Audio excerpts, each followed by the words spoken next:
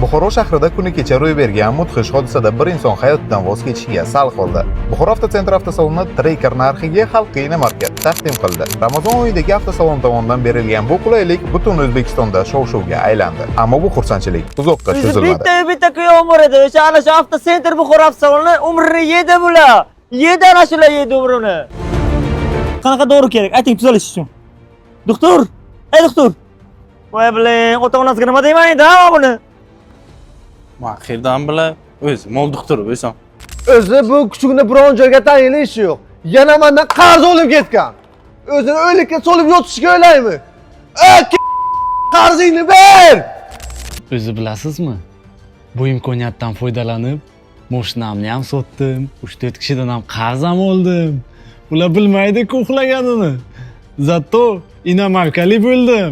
Bular bor-ku, butun avtosentr Buxoro avtosaloni o'zini boshiga ko'tardi. Mayli, Ramazon oyidagi chegirmani 280 million 800 restalingni qilib ham berdim.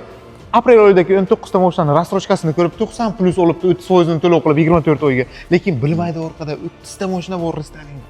Mayli. Ejam, mana ol. Qani, yarashdimi? Hakki o jonimdan o'zim aylanib ketay. Mana qara. Shudeni kesma, qaymi? O'ynab beraman. Sizlar bilan avtosentr davr informatsion dasturi bo'ldi.